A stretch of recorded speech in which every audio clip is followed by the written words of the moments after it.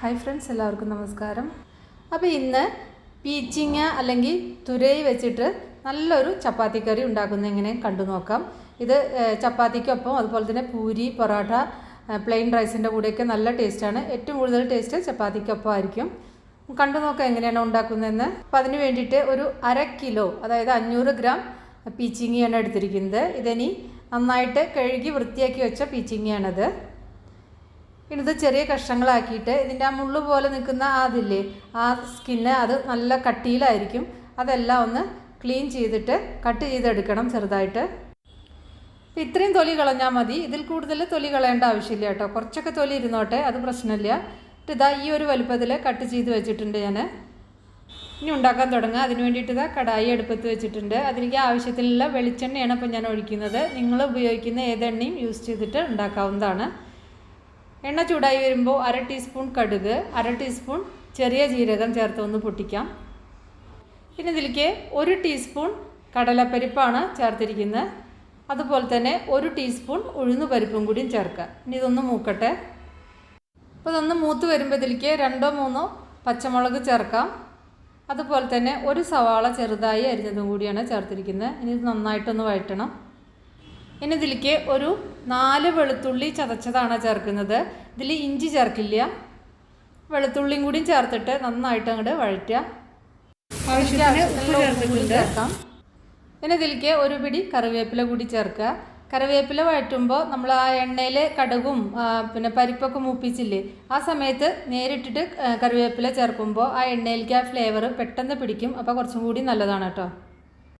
പക്ഷെ അങ്ങനെ ചെയ്യുമ്പോൾ ഫ്ലെയിം കുറച്ച് വെച്ച് ചെയ്യണം, കറിവേപ്പില കരിഞ്ഞു പോകരുത്. അപ്പോൾ ഇതാ വെളുത്തുള്ളിയും സവാളയൊക്കെ ഒരുവിധം നന്നായിട്ട് വഴന്നു വന്നിട്ടുണ്ട്. ബ്രൗൺ കളറൊന്നും ആക്കേണ്ട ആവശ്യമില്ല. ഇനി ഇതിലേക്ക് ഈ വെജിറ്റബിൾ ചേർത്തിട്ട് നന്നായിട്ടൊന്ന് മിക്സ് ചെയ്യാം. നന്നായിട്ടൊന്ന് 1 മിനിറ്റ് ഒന്ന് വഴറ്റണം. ഇനി ഇത് അടച്ചു വെച്ചിട്ട് ഒരു 1/4 ഭാഗം വേവുന്നവരെ വേവിച്ചെടുക്കുക. ഇപ്പോൾ ഇതാ ഒരുവിധം വെന്തിട്ടുണ്ടത്. ഇനി ഈ ഫ്ലെയിം ഒന്ന് കൂട്ടി വയ്ക്കുക. കാരണം ഇത് നല്ല ഫ്രഷ് ആയിട്ടുള്ള പീച്ചിങ്ങയൊക്കെ ആണെങ്കിൽ കുറച്ച് കൂടുതൽ ജലാംശം ഉണ്ടായിരിക്കും. അപ്പോൾ ഒന്ന് ഫ്ലെയിം കൂട്ടി വെച്ചിട്ട് ഇതിലേക്ക് മസാലപ്പൊടികൾ ചേർക്കാം. ഇതിലെ മസാലപ്പൊടിയുടെ അളവ് കൂടി പോകരുത് കേട്ടോ. 1/2 ടീസ്പൂൺ മഞ്ഞൾപ്പൊടി, 1 ടീസ്പൂൺ മല്ലിപ്പൊടി, പിന്നെ 1 സ്പൂൺ മുതൽ 1.5 സ്പൂൺ വരെ മുളക് പൊടി ചേർക്കാം. അത് എരിവിന് ആവശ്യമായത് ചേർക്കാം കേട്ടോ. മല്ലിപ്പൊടിയുടെ അളവാണ് ശ്രദ്ധിക്കേണ്ടത്. 1 ടീസ്പൂണേ ചേർക്കാവൂ, അതിൽ കൂടുതൽ ചേർക്കരുത്. എന്നിട്ടിത് ഫ്ലെയിം ഒന്ന് കൂട്ടി വെച്ചിട്ട് നന്നായിട്ട് വഴറ്റുക. അപ്പോൾ ആ വെള്ളം ഒന്ന് ചെറുതായിട്ട് വറ്റും ചെയ്യും. ഈ മസാലയൊക്കെ അതിൻ്റെ ആ പച്ചമണമൊക്കെ ഒന്ന് മാറും ചെയ്യും. അതിൻ്റെ റോ ടേസ്റ്റ് ഒന്ന് പോയി കിട്ടും. ഒരു 2-3 മിനിറ്റ് ഒന്ന് ഫ്ലെയിം കൂട്ടി വെച്ചിട്ട് വഴറ്റിയാൽ മതി കേട്ടോ. അപ്പോൾ അതാ മസാലയൊക്കെ നല്ല മൂത്ത മണം വരുന്നുണ്ട്. അതിലത്തെ കൂടുതലുള്ള വെള്ളമൊക്കെ വറ്റിയിരിക്കുന്നു. സൈഡിൽ ഇങ്ങനെ എണ്ണ തെളിഞ്ഞിട്ടുണ്ട്. അപ്പോൾ സൈഡിലൊക്കെ നന്നായിട്ട് എണ്ണ തെളിഞ്ഞ് വന്നതിൻ്റെ ശേഷം പിന്നെ ഇതിലേക്ക് ചേർക്കുന്നത് ഒരു സ്പെഷ്യൽ ഇൻഗ്രീഡിയൻ്റ് ആണ്. പാലാണ് ചേർക്കുന്നത്. ഞാനിപ്പോൾ ഇവിടെ ഒരു 1/4 കപ്പ് പാല് ചേർത്തിട്ടുണ്ട്. 1/4 കപ്പ് മുതൽ 1 കപ്പ് വരെ ചേർക്കാം കേട്ടോ. സാധാരണ കാച്ചി വെച്ച പാല് ചേർത്താൽ മതി. അതായത് നമ്മൾ ചായക്കൊക്കെ എടുക്കുന്ന അതേ പാല് തന്നെ, പാക്കറ്റ് പാലോ പശുവിൻ പാലോ ഏത് വേണമെങ്കിൽ ചേർക്കാം. ഇനി ഇത് പാലിൽ കുറച്ച് നേരം കിടന്ന് വെന്തിട്ട് അതിങ്ങനെ കുറുകി വരും. പാലൊഴിക്കുമ്പോൾ ഏറ്റവും ലോ ഫ്ലെയിമിൽ വെച്ചിട്ട് വേണം ഒഴിച്ചു കൊടുക്കാൻ. അപ്പോൾ ഇതിൽ നോർമൽ മിൽക്ക് ഞാൻ ചേർത്ത കാരണം നിങ്ങൾക്ക് സ്വാഭാവികമായിട്ടും ഒരു ഡൗട്ട് ഉണ്ടായിരിക്കാം, ഇതിൽ തേങ്ങാപ്പാൽ ചേർത്തൂടെയെന്ന്. തേങ്ങാപ്പാൽ ചേർക്കാം.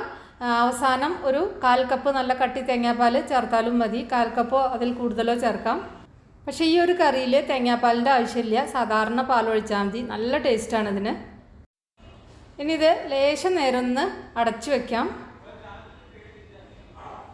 1/4 കപ്പ് പാലാണ് ഞാൻ എടുത്തത്. അതായത് ഒരു ബൗൾ പാലെടുത്താലും മതി. അപ്പോൾ അത് ലോ ഫ്ലെയിമിൽ വെക്കുക കേട്ടോ. അപ്പോൾ നമ്മൾ ഉണ്ടാക്കുമ്പോൾ ചെറുതായിട്ട് ഇങ്ങനെ സൈഡിൽ അങ്ങനെ പിരിഞ്ഞ പോലെ ഇങ്ങനെ വരും. അതൊരു പ്രശ്നമില്ല കേട്ടോ, നല്ല ടേസ്റ്റാണ് അങ്ങനെ ഉണ്ടാക്കി കഴിഞ്ഞാൽ. അല്ലാതെ അതിങ്ങനെ വല്ലാതെ പിരിഞ്ഞു പോയി എന്ന് വിചാരിച്ച് വിഷമിക്കുന്നു വേണ്ട. കറി ആയി കഴിഞ്ഞാൽ നല്ല ടേസ്റ്റാണ്. ഇപ്പോൾ നമ്മൾ പനീരൊക്കെ ഉണ്ടാക്കുമ്പോൾ തന്നെ അങ്ങനെ തന്നെയല്ലേ, പിന്നെ പിരിഞ്ഞിട്ടല്ലേ പനീർ ഉണ്ടാക്കി കിട്ടുന്നത്. അപ്പോൾ അത് ചെറുതായിട്ടൊന്ന് പിരിഞ്ഞ പോലെ ഉണ്ടായിരിക്കും, അതുകൊണ്ടൊരു പ്രശ്നമില്ല. ഇനി ഏറ്റവും അവസാനം ഒരു 1/2 ടീസ്പൂൺ ഗരം മസാലയാണ് ചേർത്തിരിക്കുന്നത്. അല്ലെങ്കിൽ ഫ്ലേവറിന് ആവശ്യമായിട്ടുള്ള ഗരം മസാല എത്രയാണെങ്കിൽ അത്ര ചേർക്കാം കേട്ടോ. അവസാനം കുറച്ച് മല്ലിയില കൂടി വെതറുക, ഫ്ലെയിം ഓഫ് ചെയ്യുക. നല്ല ടേസ്റ്റുള്ളൊരു കറിയാണിത്. അപ്പോൾ നിങ്ങളുടെ കയ്യിൽ ഫ്രഷ് ക്രീം ഉണ്ടെങ്കിൽ ഏറ്റവും അവസാനം ഫ്രഷ് ക്രീം ചേർത്താൽ മതി. അങ്ങനെ ആകുമ്പോൾ പാലോ അല്ലെങ്കിൽ തേങ്ങാപ്പാലോ ഒന്നും ചേർക്കണ്ട. ലാസ്റ്റ് 1-2 സ്പൂൺ ഫ്രഷ് ക്രീം ചേർത്തിട്ട് മിക്സ് ചെയ്താലും മതി കേട്ടോ. അപ്പോൾ അമൂലിൻ്റെയൊക്കെ ഫ്രഷ് ക്രീം കിട്ടുന്നുണ്ടല്ലോ, അങ്ങനെ ചേർത്താലും മതി. അങ്ങനെ ആയാലും നല്ല ടേസ്റ്റ് തന്നെയാണ്. അപ്പോൾ ഇത് നല്ലൊരു അടിപൊളി കറി റെഡിയായി. ഇതിപ്പോൾ പാലാണെങ്കിൽ എല്ലാവരുടെ കയ്യിൽ എളുപ്പത്തിൽ കിട്ടും. അപ്പോൾ പാൽ ഉപയോഗിച്ച് ചെയ്യുമ്പോൾ വളരെ ഈസിയാണ്. അപ്പോൾ നോർമൽ മിൽക്ക് ഉപയോഗിക്കാൻ എന്തെങ്കിലും ബുദ്ധിമുട്ടുണ്ടെങ്കിൽ ലാസ്റ്റ് ഫ്രഷ് ക്രീം ചേർത്തിട്ട് ഒരു 5 മിനിറ്റ് ഒന്ന് അടച്ചു വയ്ക്കുക, എന്നിട്ട് ഓഫ് ചെയ്താൽ മതി. അപ്പോൾ നിങ്ങളെല്ലാവരും ഉണ്ടാക്കി നോക്കിയിട്ട് നിങ്ങളുടെ ഫീഡ്ബാക്കൊക്കെ അറിയിക്കുക. ഇഷ്ടപ്പെട്ടാൽ ലൈക്ക് ചെയ്യാനും ഷെയർ ചെയ്യാനും കമൻറ്റ് ചെയ്യാനൊന്നും മറക്കണ്ട. അപ്പോൾ നമുക്ക് വേറെ ഈസി റെസിപ്പി വീണ്ടും കാണാം. Thank you.